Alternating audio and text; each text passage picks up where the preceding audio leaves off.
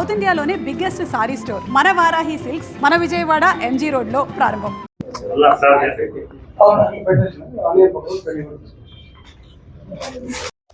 Print మరియు electronic సోదరులందరికీ కూడా నా యొక్క హృదయపూర్వక నమస్కారాలు తెలియజేస్తున్నా. గుడ్ ఈవినింగ్ అందరికీ కూడా. నేను ప్రశాంతంగా ఉండాలనుకున్నప్పటికీ కూడా కొన్ని శక్తులు మరి ప్రశాంతంగా ఉండనివ్వకుండా ప్రెస్కు రావాల్సిన పరిస్థితి తీసుకొచ్చారు. దానికి ఒక చిన్న ఉదాహరణతో చెప్తాను. గుమ్మఘట్ట మండలంలో ఎర్రంపల్లి అనే ఒక విలేజ్ ఉంది. అక్కడ నా బంధువులు ఉన్నారు. చిన్నప్పుడు వాళ్ళ ఇంట్లో ఉన్నాను నేను. ఆంధ్ర నుంచి కర్ణాటకకి ఎడ్యుకేషన్ నిమిత్తం పోయేటప్పుడు కూడా లాస్ట్గా వాళ్ళ ఇంట్లోనే ఒక రోజు ఉండి అక్కడి నుంచే నేను బళ్ళారికి పోయినా 78లో. అంటే బంధువులు నాకు. వాళ్ళ ఇంటికి వెళ్ళాను. ఇంటికి వెళ్ళిన మరుసటి రోజునే టీడీపీ కార్యకర్త వాళ్ళపైన దాడి చేశారు. అది రస్తా 1962లో భైరవంతిప్పకి ల్యాండ్ ఇచ్చారు. దానిపైన ఒక వ్యక్తి ఇప్పుడు గవర్నమెంట్ ఉంది మాది అనే ఒక ధీమాతోటి అతను టీడీపీ కార్యకర్త ఇంటికి పోయి దాడి చేశారు. ఎప్పుడు నేను వాళ్ళ ఇంటికి పోయి వచ్చిన మరుసటి రోజే దాడి చేశారు. అతను రాయదుర్గం హాస్పిటల్కి పోతే స్కానింగ్ చేయాల్సి వస్తుంది, బళ్ళారికి వెళ్ళండి అని చెప్పారంట. అప్పుడు నేను బళ్ళారిలో ఉన్నా. అన్న ఇలా నీ వచ్చిపోయిన నెక్స్ట్ డేనే ఇట్లా దాడి జరిగింది మా పైన, ఇట్లా హాస్పిటల్కి వచ్చినామని అంటే హాస్పిటల్కి పోయి వచ్చిన అంతే. ఇక స్టార్ట్ ఏబిఎన్ దాంట్లో ఒక పెద్ద ఏదో ఒక ప్రోగ్రామ్ వస్తుంది అనుకుంటా, నిలబడుకొని చెప్తారు కదా ఏదో ఒకటి స్పెషల్ ప్రోగ్రామ్. దాంట్లో ఏదో ధర్మం తప్పినట్టు, వైసీపీ వాళ్ళని కలిసినట్టు, వైసీపీ వాళ్ళతో కుమ్మక్క అయినట్లు రకరకాలుగా వార్త అంతా కూడా. దీనికి అంతా కారణం ఏమంటే ముఖ్యంగా మా అక్కడ ఉండే టీడీపీ ముఖ్య నాయకుడు, దానికి తోటు ఇక మన ఆంధ్రజ్యోతిలో ఒక విలేకరు ఉన్నాడు.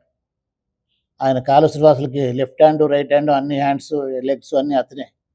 అతను మొదటి నుంచి కూడా నా పైన విషయం చిమ్ముతూనే ఉంటాడు. ఎప్పుడు కూడా ఏ పార్టీలో ఉన్నా నా పైన విషయమే చిమ్ముతూ ఉంటాడు. అతను చేసి ఏదో ఇట్లంతా వేయించినారు. నేను ఒకటి అడుగుతున్నా, అంటే నా బంధువులకి ఏమి జరిగినా కూడా నేను పార్టీలు చూసుకోవాలా? ఇప్పుడు కడుపుకి అన్నం తింటున్నారా గడ్డి తింటున్నారా నాకు అర్థం కావట్లేదు. నా బంధువులకి ఏమన్నా అయితే కూడా నేను వాళ్ళు వైసీపీలో నేను పోకూడదు. ఇప్పుడు కేసీనేని నాని, కేసీనేని చిన్ని వేరే వేరే పార్టీల్లో లేరా? వాళ్ళ ఇంట్లో ఎవరైనా చనిపోయినా కార్యక్రమాలు అంటే ఊరుకోరు పోరా? అంటే వీళ్ళు చెప్పేది ఏమంటే రాజకీయాలంటే ఎప్పుడు కత్తలు కట్టుకొని ఉండాల, బంధువుల పైన కూడా ద్వేషమే సాధించుకోవాలి. ఇదే నా చెప్పే రాజకీయం అనేది. ఇక ఇంకోటి చెప్తుంటారు సార్కి ఒకసారి, సొంత గుడ్డికి రామచంద్రారెడ్డి, వైసీపీ గుడ్డికి రామచంద్రారెడ్డి రకరకాలు. కానీ ఎవడు మీ నాయన చెప్పినాడా మీ తాత చెప్పినాడా నేను ఏమన్నా వైసీపీ పోతానని? సిగ్గుండక్కర్లే కడుపు కన్నుద్దిరే ఎదవులకి 24 గంటలు ఇదే వార్త రాస్తారు. తుమ్మితే ఊడిపోయే బుక్ అంట నేను బీజేపీకి ఎప్పటికైనా వెళ్ళిపోతానంట వైసీపీకి. మళ్ళీ నీ తాత చెప్పినాడా నీకేమన్నా, ఇంకెవడైనా చెప్పినాడా చెప్పు. కానీ బుద్ధి లేని మాటలు, సిగ్గు లేని మాటలు. దీన్ని చూడండి తెలుగుదేశం వాళ్ళు, దీన్ని తెలుగుదేశం వాళ్ళంతా దాన్ని షేరింగ్ అనమాట. తెలుగుదేశం వాళ్ళు ఆంధ్రజ్యోతిలో ఏదో వార్త వస్తుంది, పోనీ మాకు సంబంధం లేదంటే అదో ఇతను మహమ్మద్ అయూఫ్, ఇతను ఆంధ్రజ్యోతి విలేకరి, ఇది కూడా మహమ్మద్ అయూఫ్. నువ్వు ప్రింట్ మీడియా విలేకరివి, ఈ ఎలక్ట్రానిక్ మీడియాది నువ్వు షేర్ చేస్తూ ఉంటావు నా పైన ఎప్పుడు కూడా. చాలా బాధ అనిపిస్తుంటుంది నాకు. 24 గంటలు విషయం చిమ్మడమే. ఏదో ఒకటి అతను ఆంధ్రజ్యోతి విలేకరి ఏబిఎన్లోనో ఆంధ్రజ్యోతి పేపర్లో ఏదో ఒకటి రాస్తాడు, దాన్ని తీసుకుని టీడీపీ వాళ్ళంతా షేరింగ్ చేస్తుంటారు. ఇది ఎందుకు నన్ను ప్రశాంతంగా ఉండేది కూడా నాకు అర్థం కావట్లేదు. ఇక దాంట్లో చెప్తా ఉన్నారు నేనేదో వ్యాపారాలు చేసుకునేదానికి దానికి దీనికి అని చెప్పి. ఏమున్నా వ్యాపారాలు అక్రమంగా ఉంటే ఇప్పుడు గవర్నమెంట్ ఉంది కదా, ఇప్పుడు వాళ్ళు తెలుస్తుంది కదా అధికారులకు ఏమైనా అక్రమం చేసి ఉంటే. నేను అక్రమంగా క్వారీ నడుపుతూ ఉండేది ఈ రోజుకి ఏ విలేకరి అయినా కూడా బొమ్మనహాల మండలం నేమకల్లుకు వెళ్ళండి, కాంతారావు అనే వ్యక్తి ఇల్లీగల్గా క్రషరు క్వారీ అన్ని పెద్ద మొత్తంలో నడుపుతున్నాడు. ఈ రోజుకి ఎవరైనా పోయి చూసిరండి. నేను నా మాట అబద్ధం ఉంటే గినా మీరు ఏ శిక్షణ వేయండి నాకు. టీడీపీ క్వారీ స్వాధీనం చేసుకుంటామంటామా? ఎలక్షన్ అయిపోయిన తర్వాత వేరే ఒక క్వారీని తీసుకొని కాలేజ్ మాస్లో భార్యాభర్తలకు పూజ చేసింది ఆయనే.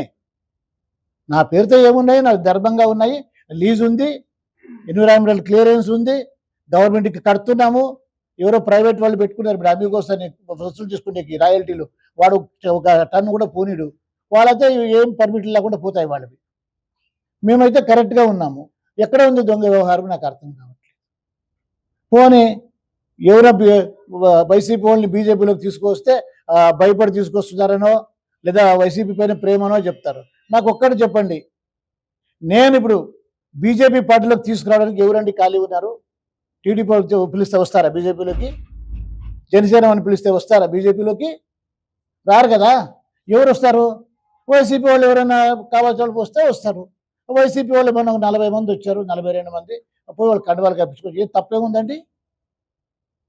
కూటమిని నేను బలపరుస్తున్నానా, బలహీనపరుస్తున్నానా? ఎవరైనా చెప్పండి. పోనీ విలేకరుల సోదరులు, వైసీపీలో ఉండేటోళ్ళని బీజేపీలో చేర్పించుకుంటే అది కూటమికి బలమా, బలహీనమా?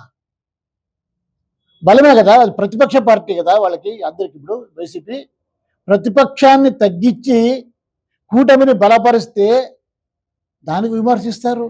వైసీపీ వాళ్ళ దగ్గరికి పోతాడు, వైసీపీ వాళ్ళ దగ్గర మాట్లాడిస్తాడు, వైసీపీ వాళ్ళని రక్షించుకుంటాడు అని, బంధువుల ఇంటికి వెళ్ళకూడదు అంటారు. ఇది చాలా బాధాకరమైనటువంటి విషయం. వాళ్ళు చేస్తుండే దొంగ వ్యవహారాలన్నీ ఉన్నాయి. ఎన్నోసార్లు ప్రెస్ మీట్లో కూడా పెట్టినా దానిపైన చర్యలు ఏమీ ఉండవు. మళ్ళీ వాళ్ళు తప్పుడు పనులు చేస్తా, వాళ్ళు అక్రమాలు చేస్తా, డైవర్ట్ చేయడానికి, ప్రజల దారి మళ్లించడానికి రామచంద్రారెడ్డిని ఎప్పుడూ తిడుతూ ఉండేది. ప్రతిరోజు సోషల్ మీడియాలో టీడీపీ వాళ్ళు ఏదో ఒకటి గెలుపుతూ ఉంటారు. ఎంత ప్రశాంతంగా ఉండాలన్నా ఉండనివ్వట్లేదు. కాబట్టి చెప్తా ఉన్నా వాళ్ళకి, అనవసరంగా నన్ను గెలుకొద్దు. లాస్ట్ టైం ఏదో నా గురించి మాట్లాడినాడు, మళ్ళీ నేను వీడియో పెట్టాల్సి వచ్చింది, ఆ తర్వాత మళ్ళీ ఊరికే నన్ను గెలకడం ఎందుకు వాళ్ళకి నాకు అర్థమవుతుంది. చెప్తా ఉన్నా, నేను అందరూ అంటున్నారు కదా నన్ను, ఏబిఎన్ వాళ్ళు కూడా అన్నారు కదా నన్ను, వైసీపీ వాళ్ళ దగ్గర పోతా, ప్రతిరోజు పోతా వైసీపీ వాళ్ళ దగ్గరికి. వాళ్ళు పట్టుకొని వచ్చి బీజేపీలో చేర్పించుకుంటా. నీ అబ్బగంటే ఏం పోయింది, నీ తాతగంటే ఏం పోయింది, నీకేం నష్టం అయ్యింది? నీ ఎంతమంది వైసీపీ వాళ్ళు తీసుకొచ్చి బీజేపీలో చేర్పించినా కూడా అది కూటమికి బలం అవుతుంది, కానీ బలహీనం కాదు కదా. కాబట్టి ప్రతిసారి అనాల్సిన పనిలే. నేను ఒకప్పుడు కాంగ్రెస్ ఎమ్మెల్యేగా ఉన్నా. అప్పుడు ఆంధ్రజ్యోతిలో రాపిచ్చినాడు అతను, ఆ పెద్ద మనిషి ఇక్కడ మనసు బీజేపీలో అని, బళ్ళారిలో బార్డర్ దాటితేనే బీజేపీతో అని అన్నారు. వాళ్ళకి కొద్ది రోజులు అయింది, మళ్ళీ వైసీపీకి వచ్చాను. ఏదో పెళ్ళిళ్ళలోన ఆ శ్రీరాములతో ఒకసారి ఫోటో వచ్చింది పేపర్లో, బళ్ళారి మంత్రిగా ఉన్నాడు అతను. మళ్ళీ ఇతను వైసీపీలో ఎక్కడ ఉన్నా కూడా బీజేపీతోనే సంబంధాలు అని చెప్పి పెట్టాడు. ఇప్పుడు మళ్ళీ బీజేపీలోకి వచ్చాను కదా, తిరిగి మళ్ళీ వైసీపీతో సంబంధాలు అంటాడు. నేను ఏమి చేసినా తప్పు పట్టడమే వాళ్ళ పని.